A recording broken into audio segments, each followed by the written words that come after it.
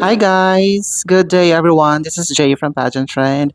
I'm here now with one of the winners of Mr. Sa Filipinas 2021, and now he is representing Philippines for Mr. Celebrity International 2024. Ayan. Hi, Derek. Hello Jay, Pageant Trend, hello sa mga viewers mo dyan. Shout out. Ayan. So thank you so much for giving us time to Oo interview naman, here. ikaw pa, malakas ka sa akin. Ah, thank you. And of course, let's talk about your journey here at Mr. of Filipinas. So how was it so far?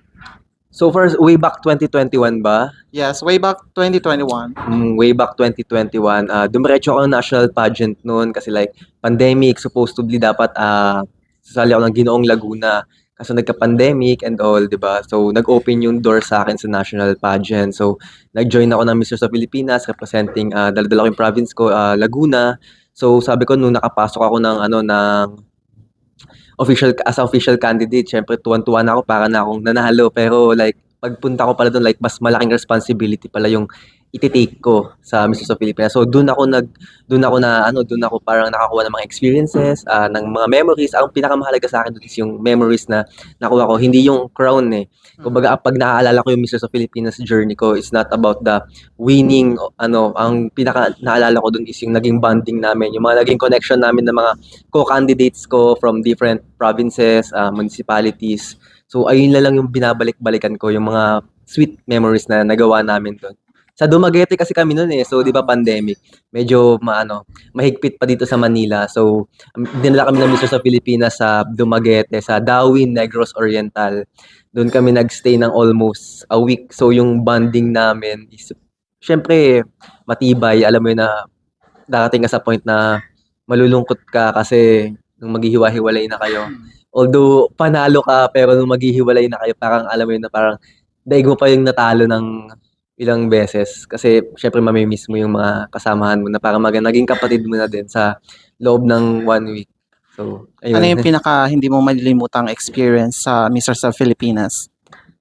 Ang pinaka hindi ko malilimutang experience ko doon, madami eh, lalo sa siguro ang pinaka hindi ko makakalimutan doon is syempre unahin ko muna yung yung sa organization. Syempre yung advices sa akin nila Sir Carlo na even wala pa kaming winners, like pinupush nila kami na alam mo yun, magkaroon kami ng healthy competition sa bawat isa. Pero syempre, hindi mo ituturing na kalaban daw. Hindi mo sabi sa akin, Sir Carlo, hindi mo ituturing na kalaban yung mga kasama mo dito kasi eventually like para na kayo magkakaibigan kasi may kasabihan ng Mr. sa once a Mr. always a Misters.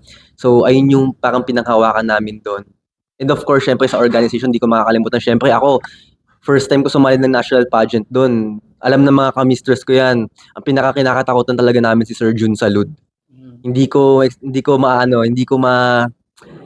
ano yung kaba namin kapag sa rehearsals, lahat sa blockings, na kapag nagalit na yung sumigaw na parang ayaw mo nang lumabas ng ayaw mo nang lumabas ng stage. Pero syempre doon ka mapupush doon ka mapupush sa limit mo. And after noon, kaya hindi ko makakalimutan si Sir Jun kasi after winning naman, grabe naman yung care niya sa amin na pag naging Mr. sa Pilipinas King ka, itinuturing ka niya parang anak na halos lahat sa'yo isubo na niya. So, ayun yung isa sa mga hindi ko pinakamakalimutan. Hanggang ngayon, kung magko-compete akong ng international pageant, halos siya lahat umaasikaso ng gamit ko. So syempre sobrang thankful ako na alam mo yun na pag nakisama ka talaga ng maayos sa organization, nagpakatao ka, in-embrace mo lahat, marunong kang mag-look back kung saan ka nanggaling, kung saan ka nagsimula. Syempre, eventually, in the future, magagamit mo din yung connection na yun. Kaya, syempre, gusto ko lang yun sabihin and mag-advise sa mga aspiring na mga pageant pageant joiners na syempre wag niyo kakalimutan na mag look back sa pinanggalingan niyo. National pageant man 'yan, municipal pageant man 'yan, lalo yung mga handlers niyo. Syempre, wag niyo sila kakalimutan, tumanaw kayo ng utang na loob na in the future syempre may babalik niyo man lang yung tulong na binibigay nila sa inyo. Kasi nung siyempre nagsisimula ka, wala ka pa naman eh, na parang nagtitiwala lang sila sa'yo. So siyempre nung may maabot kang konti na matuto kang tumanaw ng utang na loob na makapag-give back ka. Siyempre for the mo naman yun eh. For the love na din sa ginawa nila sa'yo before. All throughout your journey, ano yung mga natutunan mo na nakuha kay Sir Jun? Naku, madami. Unang-una diyan, time management. Ayaw niya ng late. Ako nagsasabi sa inyo 'pag sa mga future Misters of Pilipinas ano diyan, ayaw niya ng late, ayaw niya na mabagal kumilos. Hanggang ngayon natatalakan pa ako niyan, todo tawag sa akin yan, so check yan lahat. Sasabihan ako na siyempre naka-commit ako, siyempre yung commitment nandiyan, time management. So ayun yung unang-unang kailangan mo lalo 'pag lalaban ka ng international. Kasi siyempre dun wala ka ng kasama, ikaw na lang, ng sarili mo na lang. Nasa sa'yo yun kung siyempre kung gagawin mo, i-improve mo yung sarili mo. Parang yung logo. Ay, sorry. Wala pala yung logo. So, All right. So now that you are appointed to represent the Philippines to Mr. Celebrity International, saan nga ba ito gaganapin? sa Ho Chi Minh, ano siya, sa Vietnam. Kailan?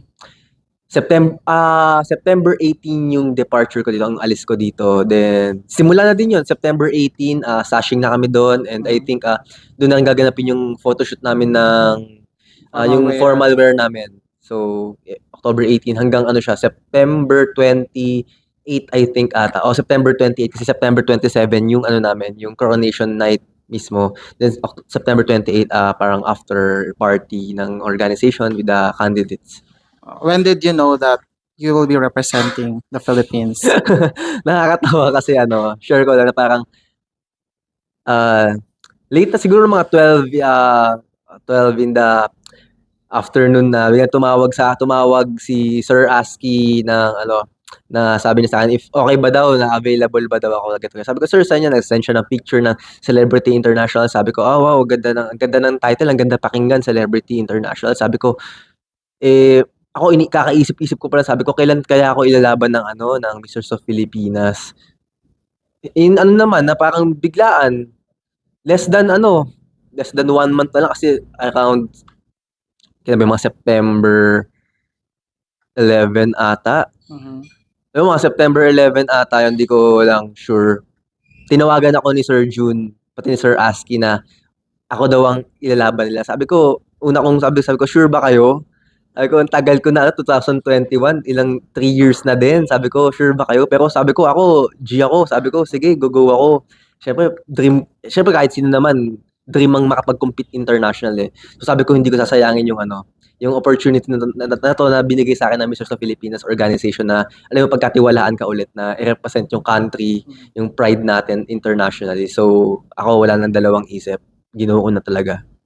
Ano sa tingin mo yung hinahanap ng Mr. Celebrity International aside from being a celebrity since nakikita ka na sa national television? Of course, syempre title pa lang, Mr. Celebrity International. I think yung organization na yun is ang hinahanap nila sa isang winner nila is not just a celebrity by looks or by the way makipag-usap, but celebrity by heart din. Yung willing makipag-work hand to hand sa kanila, willing makipag-commit. And syempre yung time commitment ay yung mahalaga na pwede kang maglatag ng mga advocacy mo doon, ng ideas mo, ng platforms mo kung paano mo mai-inspire yung mga young generations. Lalo sa ngayon na syempre ang daming issues and lahat. So malaking platform yon na makatulong ka and maging role model ka as a celebrity international. Have you searched to other candidates kung mga ilan na? Actually, tinignan ko yung mga co-candidates ko and alam mo yun, syempre, mga AFAM yun eh, parang physically, syempre, gifted sila and all. Pero syempre lalaban tayo and alam ko sa sarili ko na prepared ako kasi ayun yung naisip ko na parang all the way almost 3 years din akong wala sa pageantry but ginawa ko sa sarili ko is prepare ko lang lahat.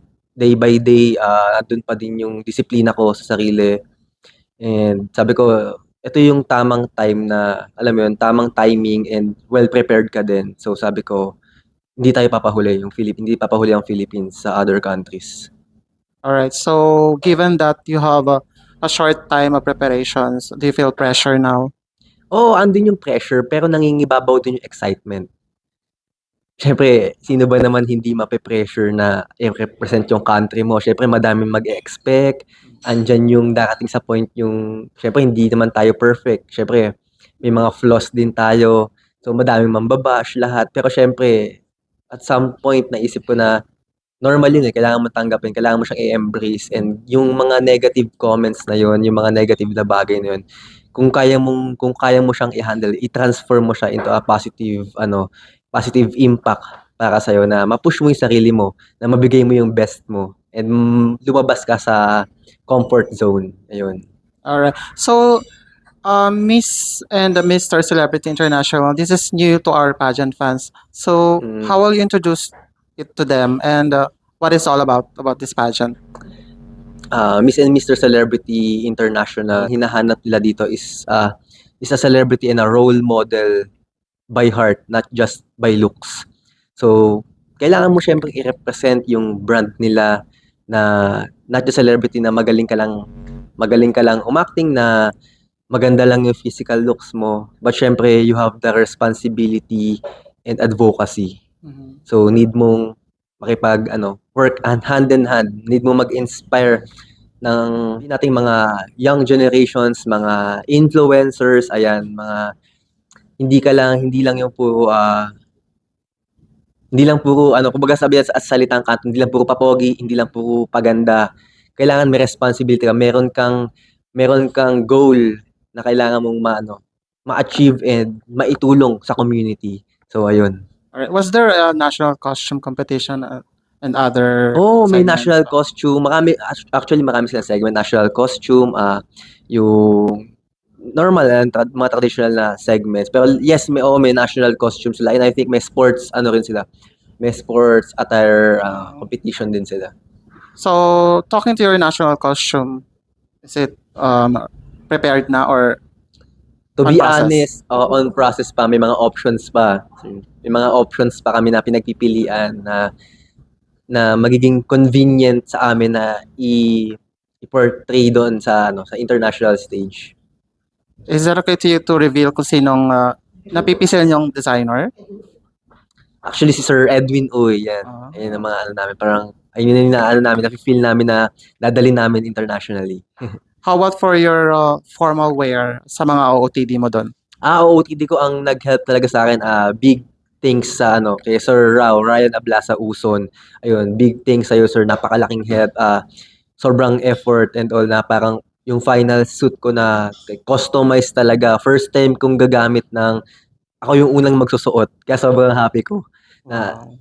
Although, syempre, ako naman, like, sa mga events, sa mga work, lahat, sa mga designers, pull outs lang ako. And this time, with the help of Mr. sa Pilipinas organization, grabe nag-work sila hand to hand kay Sir Ryan na magawan ako ng customized suit na ako yung first na gagamit international stage pa. Bongga. All right. Thank you so much for sharing that, Thank you, Derek. thank you, And of Jay. course, we have prepared some questions for you. Ayun It na. comes Oo. with the flashcards, and you will pick this and answer it one by one. First muna. Okay. And I will read it for you. Bakit may dito? Lights on, lights off. Bakit may lights? Okay. Joke lang. All right. Your question is, so far, what is the greatest accomplishment in your life? So far, greatest accomplishment ko, madaming nagpa-flash back sa isip ko na like, na naging proud ako. Pero syempre, ito na unang papasok sa isip ko na ito, magre-represent ako ng country internationally. Kasi syempre, hindi naman lahat nabibigyan ng opportunity na to na i-carry ang ating Philippine flag. So, para sa akin, nakaka-proud and thankful talaga sa Mr. sa Pilipinas na, alam mo yun, ako yung napili nila para i-represent ang country natin. All right. First time mo mag-compete sa international? Oo, first time. First time. So, okay, go. Okay, next question tayo.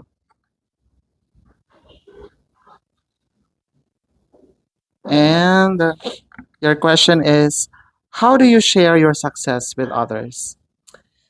I'm gonna share my success with others. Gusto ko silang i-inspire na i-push yung sarili nila kahit gaano man kahirap ang buhay, kahit gaano ka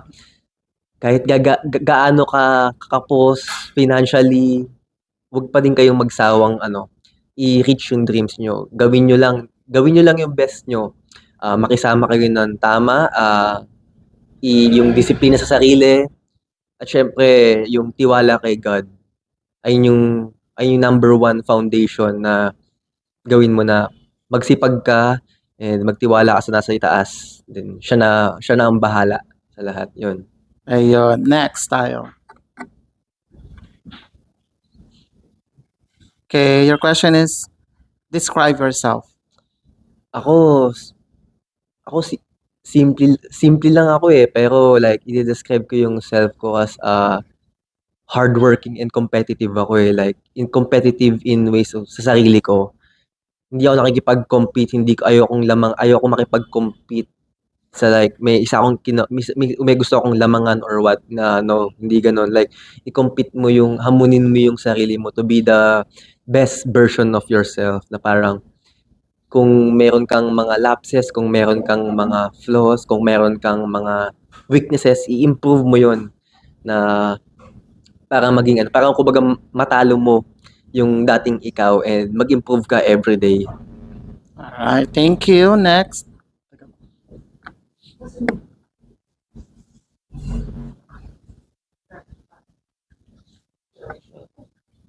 Okay, your question is, would you... Ay, mali to. Ito kasama yun. Iba na lang. Okay, wait lang. Parang ano ba yun? SPG ba yun? Oh, SPG yun. Okay, your question is, how did you make money when you were a kid? Alam mo, ito talaga yung always kong kinukwento. Elementary days ko, syempre like nasa province. And ang hilig kasi talaga namin nung bonding namin ng mga kababata ko is manghuli kami ng spiders, gagamba na panlaban. So, hinuhuli namin yon sa provinces. Pag gabi pa lang, nanguhuli kasi gabi. Kasi gabi sila gumagawa sila ng bahay, nag-transfer sila ng bahay. So, mas mabilis silang mahuli. So, binibenta ko yun sa school. Sa school namin, Catholic school pa naman yun. Tapos, syempre, alam mo yun, ako yung nangunguna doon. Ang laki na kinikita ko, 20 pesos per spider. Ang laking bagay na, ilan yung mahuhuli namin. Kumbaga, bata pa lang ako, business-minded na. Galing. And saan napupunta yung kinikita mo? Hindi na ako nanghihingi ng baon sa parents ko. Kumbaga, help ko na sa kanila yun. Kumbaga, maging pasaway man ako, abutin man ako ng gabi sa kalsada, sa parang bukid yon. Syempre, doon madamo Doon kayo manghuhuli, may mga flashlight kami. Na okay lang, sa una sa sermonan ka, pero at the same time, mapapansin nila, alam mo pa, dumiskarte pala. And all, na makakatulong ka na makatipid sa expenses nila. Malaking bagay na din yun sa parents mo. All right. Thank you so much for sharing. Next question. And this one. Does body count matter? Siyempre, oo, lahat naman ng aspect nakakaapekto, malaking factor siya. Siyempre, package mo yan, andyan yung time na para makapag-prepare ka and all, di ba? So, alam mo yun na factor siya, halos lahat. Physical, mentally, intellectual, halos lahat, factor yan. So, ayun nga, oo, agree ako. All right. Next.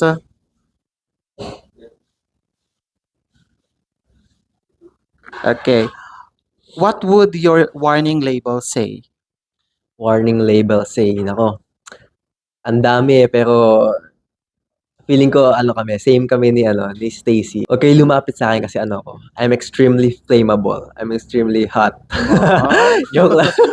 Lalala ko lang. So, extremely flammable. Flammable. Mainit masyado. Maraming terms yan. Maraming meaning yon. Wala na kayo kung anong meaning ang ibibigay nyo. Okay, sige. Next. Mainit. Let's have this. If you can make up a holiday, what would it be and what? And for what? Gagawin kong holiday. Siguro, kahit anong day naman, di ba? Parang for me lang. Siyempre, siguro gagawin kong holidays. Siyempre, pipiliin ko naisip ko kagad birthday ko. Para mag-spend ako ng time, quality time sa friends ko, na ma-invite ko sila, makapag-bond sa family ko, na alam mo na makapag-gather kami ng sweet moments kasi magiging ano, kumbaga babalikan mo na lang yun, parang ayun na lang yung time na magiging ano sa'yo, core memory ba. So, syempre like birthday ko, parang ayun yung special day ko eh. So, if sa akin naman, yun yung gagawin kong holiday. Alright. Gusto mo, birthday mo. Pwede. Charot. Walang panghanda. Charot. Tama. Okay, next. Anyway, before I ask this question, still single or taken na? Single. Okay, sige. Alright, is money important in a relationship? Syempre, kahit ikaw tanungin ko, alam ko, oo, sasagot mo. Kasi syempre, let's be practical. Money, kailangan natin yan araw-araw. Kumbaga, walang araw na hindi ka gagastos eh. 'Di ba? So, let's be practical lang. Oo, kailangan natin ng pera kasi kailangan natin mag-hustle hard, kailangan natin magsumikap para doon, para mabuhay tayo and mag-survive. So, oo, yes, oo. Kailangan natin ng money. Okay. Last. Okay, that's one. Should men be the ones paying on the first date? Oo naman. Oo, para sa akin, oo talaga. Kasi lalaki, kailangan mo maging gentleman. Kailangan mong ikaw yung nanliligaw eh, 'di ba? So, need mo siyang i-accommodate and all. Kailangan syempre mag-effort ka. Kumbaga, doon mo makikita na ano eh, na mag-effort ka. Kung walang-wala talaga, let's say, ayun nga, walang-wala. Like, alam ko, maiintindihan din naman ng babae yun. Pero, if ikaw ang lalaki, kailangan mong ipakita sa kanya na kaya mong mag-take ng responsibility. Kumbaga, isa na sa mga responsibility na makapag-provide ka ba. So, oo. So, first impression, last impression. Tama ba? Tama, oo. Totoo naman. Okay. So, thank you so much for sharing, Derek. Thank you, Jay. Oo. And of course, malapit na yung competition mo. Oo. You can invite all your fans and supporters to support you on this journey.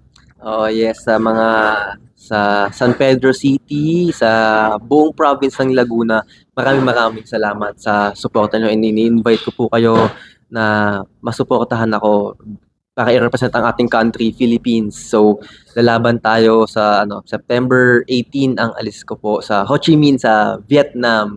So, magkita-kita po tayo doon or sa live and syempre ibibigay ko po yung best ko para makapag-uwi ng pride sa ating country. And when is the coronation night? September 27. 27. Okay.